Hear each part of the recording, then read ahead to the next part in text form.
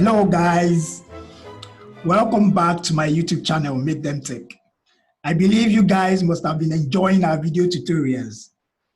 Today we want to look at something very interesting titled, You Can Learn or Become a Better Programmer by Adopting This Timetable. I want you to know that the timetable we want to consider in this video tutorial will actually help you to easily learn a new language or a framework or a library. And if you are an intermediate developer and you want to improve on your programming skill, this timetable can also help you to become a better programmer. Your Mondays through your Saturdays can be converted to be more effective and rewarding as a beginner or as an intermediate developer. If you are able to develop a personal timetable for yourself, just develop a timetable and then you make sure that you follow it dutifully. I'm going to show us an example that you can always model your own timetable around, or you adopt straight away and use it. And I want to tell you that it's going to help you to be more, it's going to help you to become a better programmer rather. So before we start looking at each day one after the other, I would like to show us an article I wrote last year that borders on this same thing, how you can develop a personal timetable for yourself to at least to become a better programmer. That article is what I'm going to show us now. So you can see it now. A personal timetable study guide for learning programming or becoming a better programmer.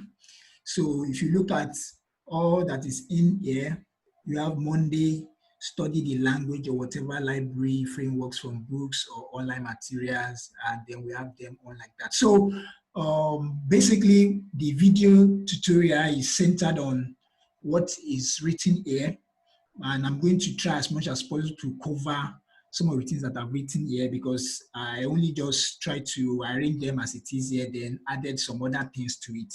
So then you can always come to this site, written.com, to read this article. At least you will also gain one or two things from it. And this platform is also for you. You can register on this platform to share your own ideas and your views on anything that interests you. Probably you want to share something with us on technology, politics, religion, business, or economic, travel, motivation, and what have you. You can also seize this opportunity to do that on this platform too. Without wasting much of our time, I'll go back to the video. To the presentation rather. So we are going to move now.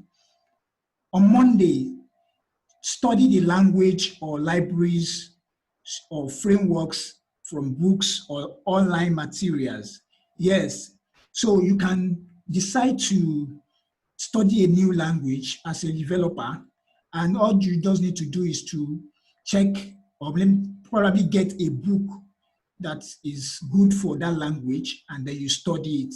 And or you try to, maybe you are trying to study a library or a framework, then you can also do that. Or you can also use a video tutorial on YouTube or any online article. So your Mondays can be dedicated for this, at least to actually learn something new or trying to improve yourself on something you have been learning. The second day, which is Tuesday, you can decide to use that day to study people's code. I'm going to, so some of us, we learn programming, we try to read articles, we try to study books, and we believe that, yes, we've arrived. But sometimes you might need to learn other people's code base. You can try to see the projects that people have done, check out their code bases, and then try and learn one or two things from it. And I want to tell you that, like I've written here, that is going to assist you and it's going to facilitate a rapid learning and blending of concepts, style and code. So that's just what you actually derive at the end of the day. I know someone who we are both on the same WhatsApp group. This guy has always been, at least, is someone that will request for your GitHub account. All what he wants to do is to check out some of the projects or open source projects you've worked on. Then he wants to check the code basis. That's just what he wants, and he has been able to improve himself through this act. So you too, you can also study people's code. Just tell the person, "Oh, I love this your application you've just built. Is it on GitHub? Oh, yes, it's on GitHub. Please, can I just have a look at how you did it?" So, and then you just check it out. So this is going to help you a lot in improving your skills and also becoming a better programmer. The third day, Wednesday, you can use that day for solving algorithm questions, treating data structures. Just look for this online. We have Lead Code, we have HackerRank, we have many sites in which you can get algorithm questions from, even from textbooks, from programming books. You can also get questions from there you can solve. Some people today, or many of us, many of our today programmers, they only learn programming, but when it comes to algorithms, I think that area is somehow somehow to many programmers. And these programmers will be able to give you a very nice application. They can develop application, they can build this, because it's just a matter of you looking for the easiest library or framework to use, and then you slam it on your project, and then at least you move very fast. But the issue is that, like I was talking to one of my friends, and he was like, there are some programmers today, their own is npm install. So at least you can also improve yourself by learning how to write algorithms, how to solve algorithm questions rather. You can, at least, even if it is maybe at least starting from small ones, outputting even numbers between 1 and 10, trying to really, okay, how can I reverse a string, all those things. So the more you solve algorithm questions, the better you will be as a programmer. And then you might even develop yourself to an extent that you'll be writing frameworks, libraries yourself. And in one way or the other, you will need these things. Data structure, you need it. Algorithms, you need it. And if you want to be able to write things that other programmers will consume, will use, you will need to develop yourself as a programmer in algorithms and data structure. The third day, okay, so your Thursdays to your Saturdays can be dedicated for projects. Yes, you can have a project like To-Do List, a calculator, a mini blog that does CRUD, and then you can also at least build a chat application. You know why this is very, very important is because when you are learning something new, it is better for you to at least do something with that thing that you are learning, something handy, something practical about it. You are learning a language. Take, for example, you are learning a Go language, this Go language that is also trending now. You at least now you've covered at least some interesting topics in that language, and you're also not a novice when it comes to programming. Then why don't you just at least, okay, I've learned one or two things. Let me start a project with this language and let me see how far I can go. So you can try a to-do list, you can try a chat application, and sometimes you might not even have covered everything, but the little you've learned, you can actually build a project out of it. And even there are some new things that you might not have touched in the project, use it. Later, you will be understanding them one after the other. Gradually, you get it right. So it's very good you cook up a project for yourself, exhaust those 3 days intensively rather for the project. And then by the time you do this over and over again, you would have been able to conquer that language or that framework. So let's see a breakdown of how you can do this within 3 days. The first day, which is the Thursday, the Thursday of that project, the first day of that project, which is Thursday, you can use that day for planning. You see, this is one stage that many programmers have been omitting. People just cook up a project, then they jump straight into coding. without having what we call proper planning. And like somebody said, he said, if you fail to plan, you've already planned to fail. So many a time we skip this stage and we just move straight to the execution stage, which is where you start writing your codes. So the first thing to do on that day is to draw out the architecture of that project. Begin to look at how the project, how the applications and all those things are going to talk to themselves. Maybe you want to use microservice approach, or maybe it's going to be a monolithic application. At least decide what you want to achieve, then put it down one after the other. Okay, am I going to be writing, am I going to be needing a login, logout system? Am I going to be firing emails? Am I going to just design all that you need and put them in form of an architectural or a kind of flow chart design, and then you work with that, and then you bring out some of the algorithm or data structure you will need. Some people might be like, okay, I'm going to use libraries or true. No, sometimes you want to consume an API, and the JSON or the data that is coming back will need you to manipulate string to maybe do one or two things. For example, maybe turning a sentence to title case. Why will you need a library to turn something to a title case? So in that wise, you might need to pen down some of the things you have to slam on that project, the algorithms, the data structure, and cool. Then also the libraries you want to use, the frameworks, the database too. Maybe is it NoSQL, is it SQL? Which one is better for this project, or which one will help me at least to be very fast? I'm talking about in terms of productivity. So the last one, which is dividing your project into deployable phases. I want you to underline that word in your mind, deployable phases. Not just you say, okay, I want to divide this project into this, into that. But those phases that you've divided into, are they deployable? Because your application needs to be evolutionary. That is, as when you complete a phase, deploy it. Let people start using it. Then as people use it, people will give you feedback, and then you can improve on that. And then you move to the next phase until you're able to exhaust all the phases of the project. Though at the end of the day, you might not be able to finish the application because no app in the world is finished. So that's it. Then this next day, which is Friday, you move to the execution stage, and that is start coding by picking each phase one after the other. Now you've done your planning, you've brought out your architecture, you've highlighted the frameworks and the libraries you're going to use, then you are fine with everything. The next day, start coding. Even if you are able to finish this planning on that same Thursday, you can also start.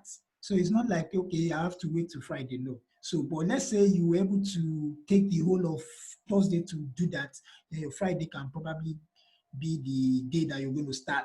So you take them one after the other and start writing your code.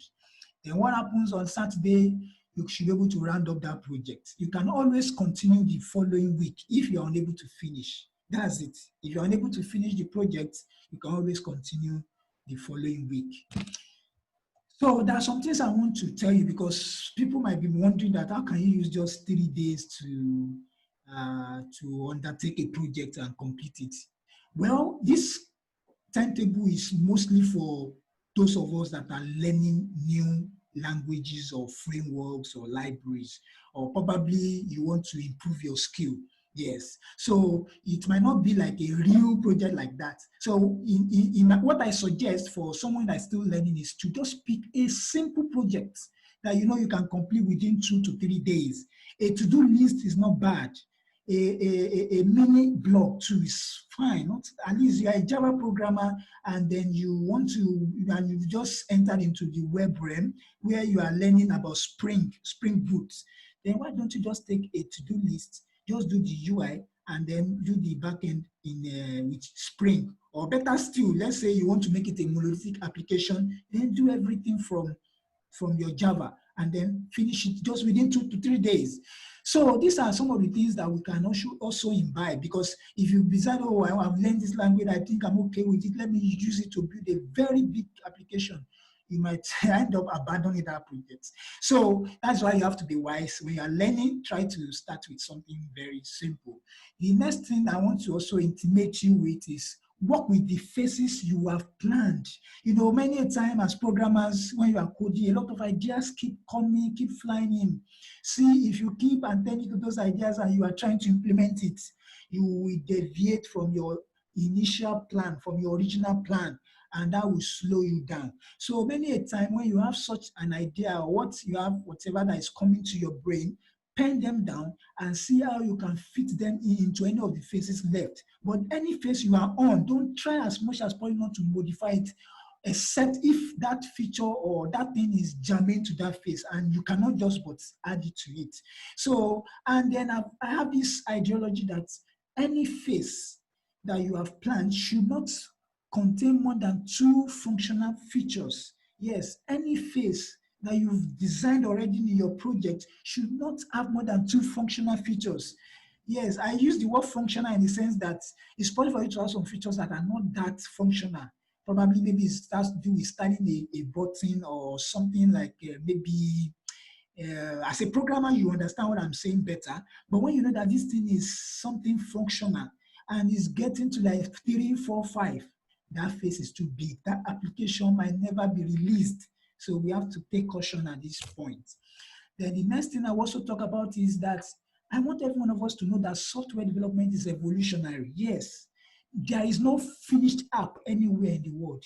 No, even the almighty WhatsApp, Facebook, Google, they are still doing a lot of modifications. They are still releasing application here and there.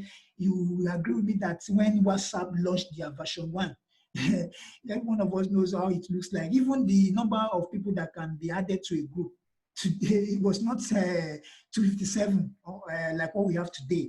And many other features, even you could not even do video calls then. You could not even do some things. But now you can do video calls. You can, a whole lot of things that you cannot do with your WhatsApp. Even I even heard that WhatsApp now has a night mode. So all those things are things that you can always add later. So that is why when you build an application, make sure that you divide into phases. At least when you have a new project or any project you're working on, divide it into phases. Make those phases deployable. When you are done with phase 1, deploy it as what? Version 1. When you are done with phase 2, let it be version 2. Then keep releasing it one after the other. And then let me tell you, you will keep fixing bugs and you will keep from time to time adding features to an application, even when you've exhausted all the phases. So that's just how it is in the software development world. Lastly, you know, we are not, should I use the word robots? At least we are still humans. And we programmers, we should be aware of this fact that, and then there's another thing I want to say too. What I've said to might not actually be so smooth for you. It might not be direct. Yes. So what I'm trying to say is that there are times that you might hit a roadblock, and sometimes you might be challenged, you might be stressed, you might not be getting something right. Things might not be falling in place very well. You see, those times, just relax your mind. Just take out time to play, rest, even pray. If you can, at least, you can see that even in this plan, in this timetable study guide, I didn't include Sunday. Yes, so I just see that from your Thursday to Friday, Saturday, do whatever you want to do. Then on Sunday, you can use that to relax your brain. You can use that time to pray, to engage God, to do whatever you want to do. Then the following Monday, then you can continue. So you see, when you begin to stress your brain too much, your productivity declines. That's what happens. That's why sometimes when you sleep or you rest or you relax or you socialize, at least leave that problem for some time and then you come back to it. It's like your brain has just been rebooted and then you can function very well and then supply the necessary things in the project. So that is why as a programmer, you don't need to also live a boring life. Just try as much as possible to create time to play, to rest, to relax, to also engage God. So I want to believe that we must have gained one or two things in this video tutorial, and I see you guys becoming a better programmer. I want to believe that there are many things that are yet to be released. Yes, there are many things that are yet to be invented, many innovations yet to be discovered or to be done, and you can just be that person through this timetable study guide. So we just have to keep improving ourselves. Nobody knows it all. Keep learning, keep doing that thing that you've always been doing that has been giving you positive results, and then don't try to to be discouraged. Programming is very, very interesting, and the more you do it, the better it is for you. So guys, please subscribe to our YouTube channel, Make Them Tech. From time to time, we'll bring you this kind of tutorial, and then turn on the notification bell so that when we drop a new video, you can get notified. Thank you guys. I will see you in my next video.